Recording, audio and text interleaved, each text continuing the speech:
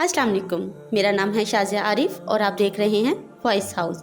अगर इस बोलने से पहले आपसे गुजारिश है कि आपने अभी तक हमारा चैनल सब्सक्राइब नहीं किया तो प्लीज़ रेड बटन को दबाकर सब्सक्राइब करें, क्योंकि आपको हमारी आने वाली तमाम वीडियो का नोटिफिकेशन मिल सके। जैसा कि आपको मालूम है कि कुछ दिनों बाद रमज़ान आने वाले हैं, इसलिए हम आज आपको रमज़ान की फजीलत के बारे में कुछ बताते हैं। लग़वी मायने। लुगत में लफ्ज़ रमज़ान के मायने जलाने के हैं और ये लफ्ज़ रमज़ान से लिया गया है कि जिसके मायने हरारत की शिद्दत है, चूँकि इस महीने में इंसानों के गुनाहों को बख्श दिया जाता है। इसलिए इस माह को रमज़ान कहा जाता है। नबी करीम सल्लल्लाहु अलैहि वसल्लम फरमाते हैं, माह रमज़ान को रमज़ान इसलिए कहा जाता है कि अल्लाह ताला इस महीने में गुनाहों को जला देता है। रमज़ान कमरी महीनों में से एक महीने का नाम है। ये वो तन्हा महीना है जिसका नाम कुरान मजीद में आया है। चार नामा। तफसीर तामीनी में मुफ्ती अहमद यार खान फरमाते हैं, इस माह मुबारक का कुल 4 नाम हैं। माह रमज़ान, नंबर 2 माह सब्र, नंबर 3 माह मवासात और नंबर 4 माह वसत रिस्क। मज़ीद फरमाते हैं, रोज़ा सब्र है जिसकी जज़ा अल्लाह ताला खुद देता है। मवासात के मायने हैं भलाई करना, चूँकि इस महीने में सारे मुसलमानों से ख़ास कर अहले कराबत यानी रिश्तेदारों से भलाई करना ज़्यादा बाइसे सवाब है, इसलिए इसे माह मवासात कहते हैं। इसमें रिस्क की फराखी यानी ज़ियादती भी होती है कि गरीबों को भी बेशो बहा नेमतें फराहम होती हैं, इसलिए इसका नाम माह वसत रिस्क भी है। इस्लामी साल के मुताबिक माह रमज़ान 9वां महीना है और बाकी महीनों से अफजल महीना है। कुरान पाक में इरशाद होता है, ए ईमान वालों, तुम पर रोज़े फ़र्ज़ किए गए हैं जिस तरह तुमसे पहले लोगों पर फ़र्ज़ किए गए थे, ताकि तुम परहेज़गार बनो।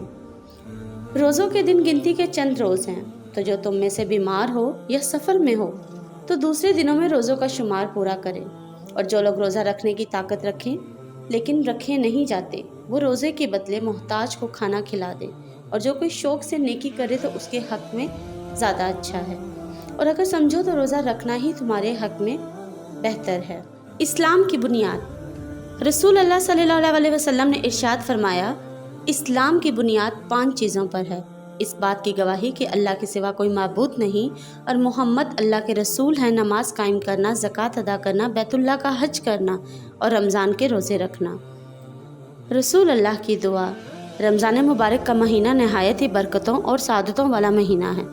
ये वो मुबारक महीना है जिसकी आमद के मौके पर अल्लाह के रसूल दुआएं मांगते थे। हज़रत अनस रज़ियल्लाहु तआला अन्हु फरमाते हैं, जब रजब का महीना शुरू होता रसूल अल्लाह सल्लल्लाहु अलैहि वसल्लम दुआ फरमाते, ए अल्लाह, हमारे लिए रजब और शबान में बरकत अता फरमा और हमें रमज़ान का महीना नसीब फरमा, आमीन। इस्तक़बाल रमज़ान। हदीस पाक है, रमज़ान शहर अल्लाह यानी रमज़ान अल्लाह का महीना है। हजूर नबी करीम सल्लल्लाहु अलैहि वसल्लम रमज़ान मुबारक से बहुत ज़्यादा मोहब्बत फरमाते थे और उसके पाने की अक्सर दुआएं किया करते थे। हजूर नबी करीम सल्लल्लाहु अलैहि वसल्लम पूरी तैयारी के साथ इस माह मुबारक को खुश आमदीद कहकर इस्तकबाल फरमाते। रमज़ान मुबारक में आप सल्लल्लाहु अलैहि वसल्लम के शब व रोज़ के मामूलात बढ़ जाते, तहज्जुद का एहतमाम खुद भी करते और दूसरों को भी ताकीद फरमाते थे। जब रमज़ान मुबारक का महीना आया तो हजूर सल्लल्लाहु अलैहि वसल्लम ने सहाबा कराम रज़ियल्लाहु अन्हुम से दरियाफ़्त फरमाया कि तुम किसका इस्तकबाल कर रहे हो और तुम्हारा कौन इस्तकबाल कर रहा है। ये अल्फाज आप सल्लल्लाहु अलैहि वसल्लम ने 3 मरतबा फरमाए। इस पर हज़रत उमर रज़ियल्लाहु तआला अन्हु ने अर्ज़ की, या रसूल अल्लाह, क्या कोई वही उतरने वाली है या किसी दुश्मन से जंग होने वाली है। हजूर पाक सल्लल्लाहु अलैहि वसल्लम ने फरमाया, नहीं, ऐसी कोई बात नहीं है।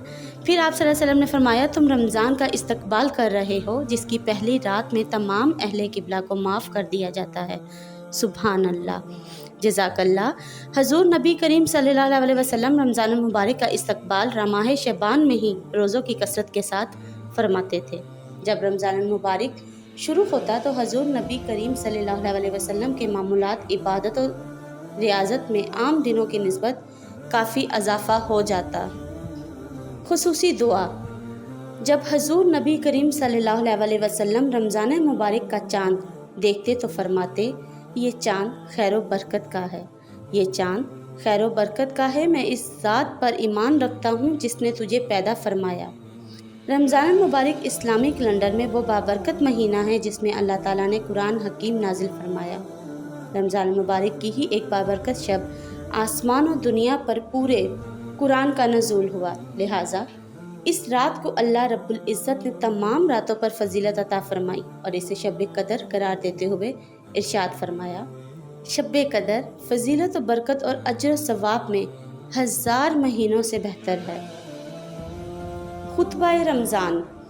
رسول اللہ صلی اللہ علیہ وسلم نے شعبان کے آخری دن خطبے میں فرمایا، اے لوگو، تم پر ایک بڑی عظمت والا بڑا بابرکت مہینہ آ رہا ہے، اس میں ایک ایسی رات ہے جو 1000 مہینے سے بہتر ہے، اور اس کے قیام تراویح کو نفل یعنی سنت موقدہ بنایا ہے۔ جو شخص اس میں کسی بھلائی کے نفلی کام کے ذریعے اللہ تعالیٰ کے قرب حاصل کرے، وہ ایسا ہے کہ کسی نے غیر رمضان میں فرض ادا کیا، اور جس نے اس میں فرض ادا کیا وہ ایسا ہے کہ کسی نے غیر رمضان میں 70 فرض ادا کیے۔ یہ صبر کا مہینہ ہے اور صبر کا ثواب جنت ہے،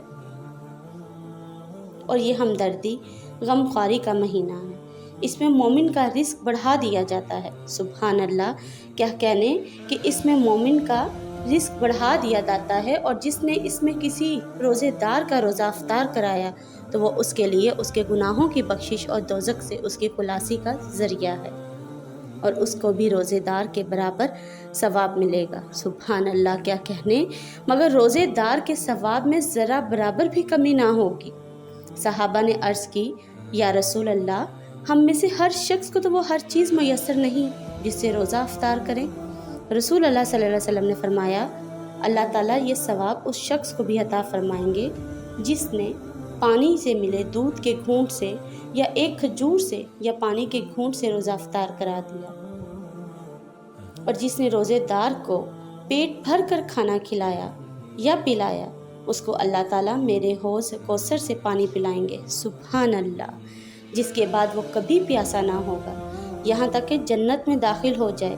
یہ ایسا مہینہ ہے کہ اس کا پہلا حصہ رحمت، دوسرا حصہ بخشش اور آخری حصہ دوزخ سے آزادی کا ہے، اور جس نے اس مہینے میں اپنے غلام کا کام ہلکا کیا، اللہ تعالیٰ اس کو بخشش فرمائے گا۔ سبحان اللہ، جزاک اللہ، اور دوزخ سے آزاد کر دیں گے۔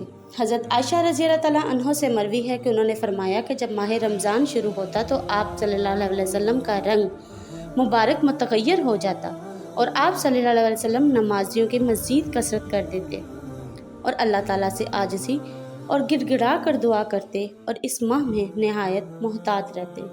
نبی کریم صلی اللہ علیہ وسلم نے ارشاد فرمایا، رمضان کی خاطر جنت کو آرستہ کیا جاتا ہے سال کے سرے سے اگلے سال تک۔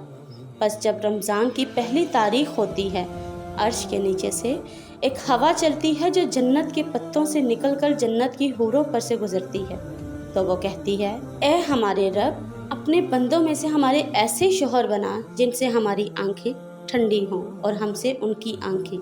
حضرت انس رضی اللہ تعالیٰ عنہ کہتے ہیں کہ میں نے رسول اللہ صلی اللہ علیہ وسلم کو یہ ارشاد فرماتے ہوئے خود سنا ہے کہ یہ رمضان آ چکا ہے، اس میں جنت کے دروازے کھل جاتے ہیں، دوزخ کے دروازے بند ہو جاتے ہیں، اور شیاطین کو توپ پہنا دیے جاتے ہیں۔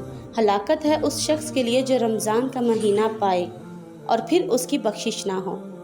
حضرت کعب بن عجلہ بیان کرتے ہیں کہ رسول اللہ صلی اللہ علیہ وسلم نے فرمایا، منبر کے پاس آ جاؤ، منبر کے پاس آ جاؤ، ہم آ گئے۔ جب ایک درجہ چڑھے تو فرمایا آمین، جب دوسرے درجے چڑھے تو فرمایا آمین، اور جب تیسرے درجے چڑھے تو فرمایا آمین۔ جب اترے تو ہم نے عرض کی، یا رسول اللہ، ہم نے آج آپ کیسے ایک ایسی چیز سنی ہے جو پہلے نہیں سنا کرتے تھے؟ آپ صلی اللہ علیہ وسلم نے فرمایا، جبرائیل میرے پاس آئیں اور کہا، جسے رمضان ملا لیکن وہ بخشا نہ گیا وہ بدقسمت ہو گیا۔ میں نے کہا آمین۔ جب میں دوسرے درجے پر چڑھا تو انہوں نے کہا، جس کے سامنے آپ صلی اللہ علیہ وسلم کا نام لیا گیا اور اس نے درود نہ بھیجا وہ بھی بدقسمت ہو گیا۔ میں نے کہا آمین۔ جب میں تیسرے درجے پر چڑھا تو انہوں نے کہا، جس شخص کی زندگی میں اس کے ماں باپ دونوں یا ان میں سے ایک بوڑھا ہو گیا اور وہ ان کی خدمت و اطاعت نہ کرنے کے باعث جنت میں داخل نہ کیا گیا، وہ بھی بدقسمت ہو گیا۔ میں نے کہا آمین۔ حضرت ابو ہریرہ رضی اللہ تعالیٰ عنہ سے روایت ہے کہ رسول اللہ صلی اللہ علیہ وسلم فرمایا کرتے تھے، پانچوں نمازیں اور جمعہ اگلے جمعے تک اور ماہ رمضان اگلے ماہ رمضان تک گناہوں کا کفارہ ہے، جب تک یہ کبیرہ گناہوں سے بچا جائے۔ نبی کریم صلی اللہ علیہ وسلم نے فرمایا، 2 مہینے عید سے ناقص خالی نہیں رہتے، مراد رمضان اور ذی الحج کے دونوں مہینے ہیں۔ سیدنا ابو ہریرہ رضی اللہ تعالیٰ عنہ سے روایت ہے کہ رسول اللہ صلی اللہ علیہ وسلم نے فرمایا، جب کوئی شب قدر میں ایمان کے ساتھ اور حصول ثواب کی نیت سے عبادت میں کھڑا ہو، اس کے تمام اگلے گناہ بخش دیے جائیں گے۔ سبحان اللہ۔ اور جس نے رمضان کے روزے ایمان کے ساتھ اور ثواب کی نیت سے رکھے، اس کے اگلے تمام گناہ معاف کر دیے جائیں گے۔ سبحان اللہ۔ جزاک اللہ۔